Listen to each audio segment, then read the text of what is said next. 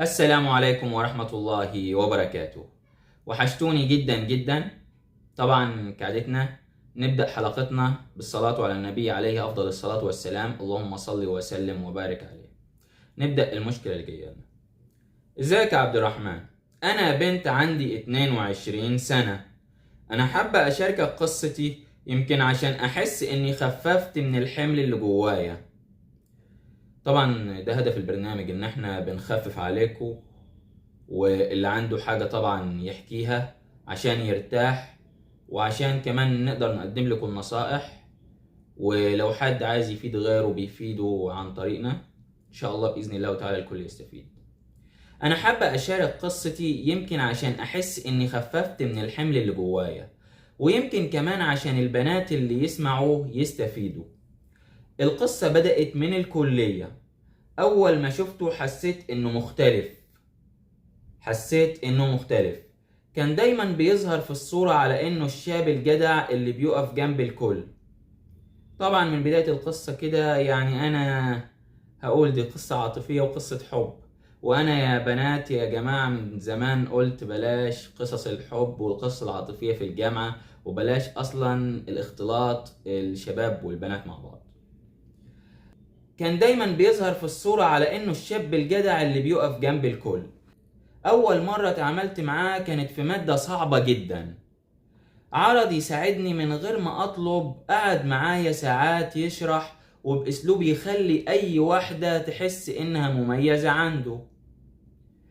بصراحة الاهتمام اللي شفته منه عمري ما شفته قبل كده.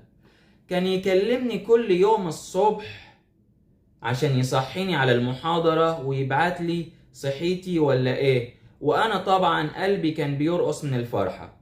حسيت ان ربنا بعت لي الشخص اللي هيخاف عليا ويحافظ عليا. ايامها كنت بصحى على صوته وانام على صوته. هو دخل حياتي من اوسع باب، لدرجة اني ما خدتش بالي ان باب حياتي مقفول على الكل ما عدا هو. ابتدينا نخرج كتير مع بعض، كافيهات، مكتبة، وحتى في الكلية كنا دايما مع بعض. صحابي بدأوا يبعدوا عني تدريجي، لأنهم كانوا بيقولولي انتي اختفيتي، وأنا كنت شايفة ان ده طبيعي، اني أدي كل وقتي للي بحبه. طب انتي بتحبيه؟ هل هو بيحبك؟ والمفروض يعني حاجة زي كده، لو هو بيحبك كان دخل البيت من بابه، كان راح يخطبك من والدك. مش حب، ده مش علاقة حب، دي استغلال او تسلية، ده شاب بيتسلى. المهم نكمل. الموضوع موقفش عند كده. بعد فترة ابتديت الاحظ انه بيطلب مني حاجات مش صغيرة. مرة فلوس عشان نسي المحفظة، مرة تانية عشان ظروف البيت، ومرة قال لي انه محتاج يشتري هدية لأمه ومكسوف يطلب من أبوه. أنا كنت بعتبر ده اختبار لحبي، أقول لنفسي لو ما قدرتهوش في الظروف دي أبقى مش بحبه بجد. المصيبة الأكبر إني ما كنتش بديله فلوس بس، كنت بديله كل حاجة، وقتي، طاقتي، مشاعري. بقيت أرجع من الكلية مرهقة، مش عشان الدراسة لأ، عشان محاولة إني أكون البنت اللي على مزاجه. لو قال لي ما تكلميش صاحبتك دي تاني أقطعها، لو انتقد لبسي أغيره، لو طلب مني أعمل حاجة مش بحبها أعملها عشان أرضي. وأهلي كانوا بيلاحظوا إني اتغيرت. ماما كانت تقول لي انت مش زي الأول، انت في ايه يا بنتي؟ وأنا كنت أضحك وأقول لها مفيش يا ماما أنا تمام. بس الحقيقة اني ما كنتش تمام. ابتديت اكتشف ان الموضوع مش بريء زي ما كنت متخيلة. ساعات الاقيه بيتكلم مع بنات بطريقة مش طبيعية، ولما اسأله يقول لي انت مجنونة، انت بتشكي فيا ليه؟ انا مش ناقص مراقبة.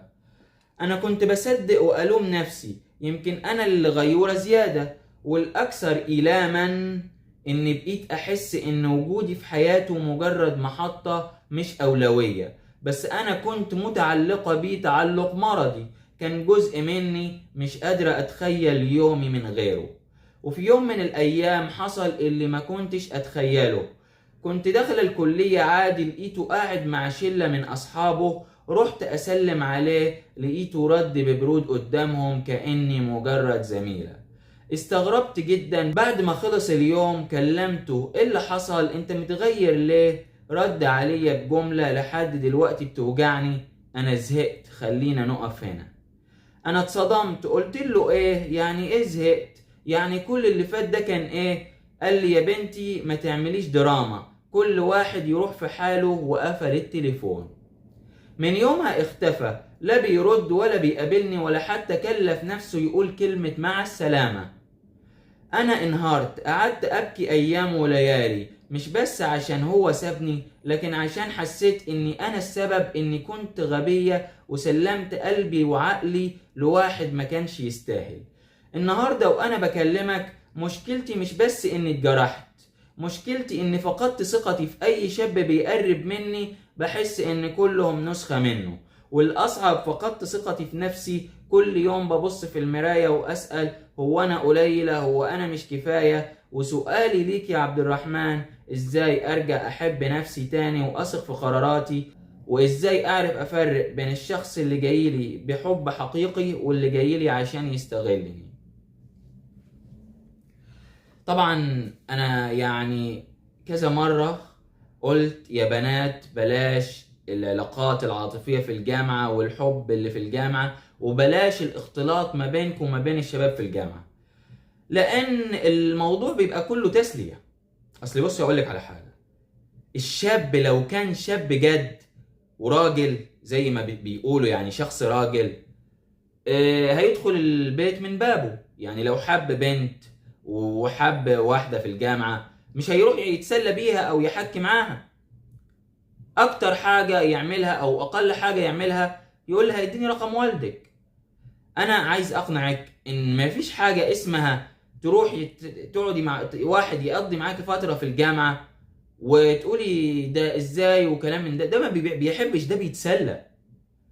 ويا بنات يا بنات، حافظوا على نفسكم، ما تضيعوش، ما تدوش يعني، ما ترخصوش من نفسكم. انتوا غاليين، ويعني ربنا خلقكم، خلق البنت غالية. حافظي على نفسك وحافظوا على نفسكم غاليين، واوعوا ترخصوا من نفسكم، اوعوا ترخصوا من نفسكم. الشخص الجاد اللي هو بيحب بجد بيدخل البيت من بابه. فاهميني؟ يعني مفيش حاجة اسمها يقضي وقت في الجامعة وانت تديله وقتك وفي الاخر تقولي ده ما حبنيش.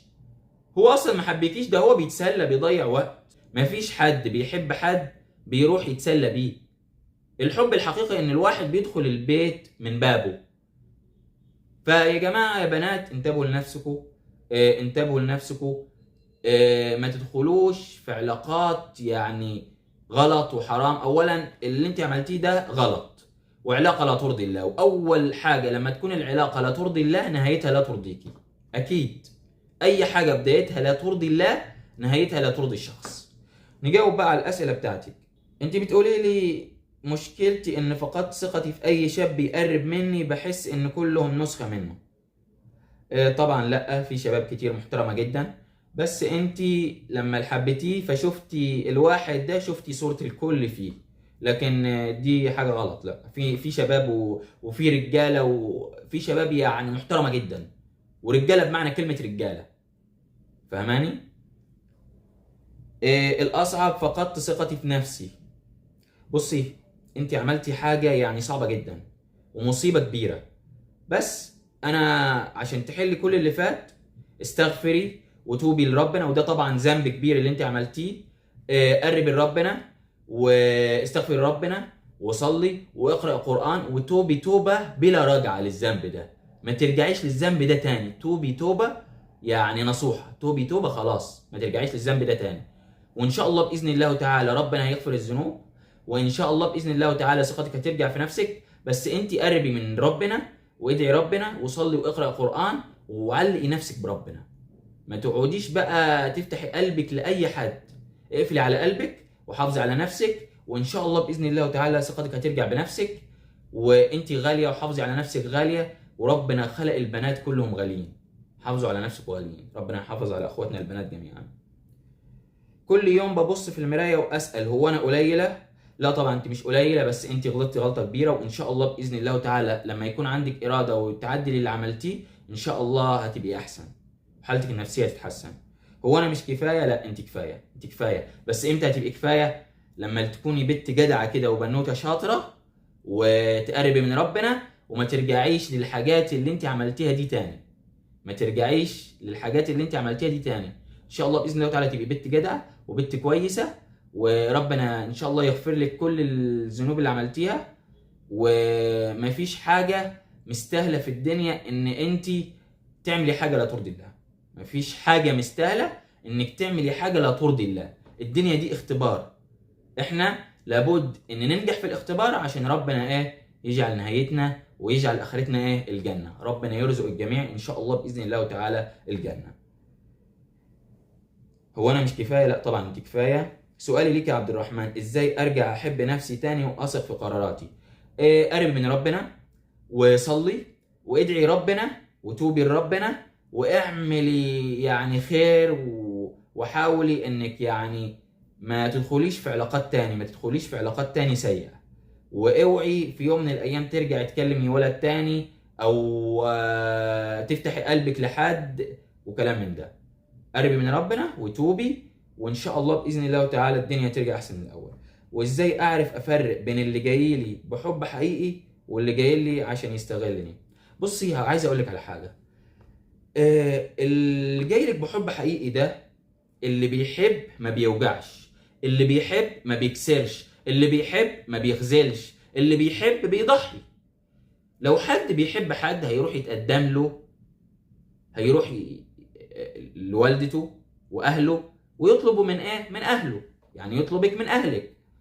ولكن اي حد عايز يستغل او يتسلى في الجامعه في اي حاجه في تليفون اتصالات، لكن طول ما الشخص ما تقدمش وما راحش طلبك يعني رسمي من اهلك، فده ما بيحبكش بجد.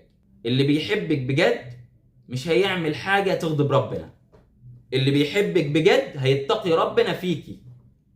اللي بيحبك بجد هيتقي ربنا فيكي. فهماني؟ هي اصلا بدايه العلاقه باينه انه بيستغلك، باينه. واحد اتعرف على واحده في الجامعه، عايز ايه؟ هل عايز يحبها ويخطبها؟ لا مستحيل. ده هو بيتسلى وقت معين، بعد الوقت ما يعدي هيسيبها. ده ما هو الا بيتسلى في وقت معين. اتمنى ان نصيحتي تكون وصلت. انا عايز اقول لك اخر يعني حاجه، قرب من ربنا وتوبي وصلي واقرا قران، واوعي ترجع للطريق ده تاني. وان شاء الله باذن الله تعالى ربنا يغفر لك الذنوب. واوعي تعملي حاجه تاني غلط، واوعي ترخصي نفسك، انت غاليه. اللي بيحبك وعايزك يطلبك من اهلك. اتمنى اني اكون افدتك، واتمنى ان النصيحه تكون يعني وصلت لك، ويعني ان شاء الله باذن الله تعالى تعملي بالنصيحه. واتمنى اكون خففت عليكي، ونشوفكم في حلقه جديده، والى اللقاء.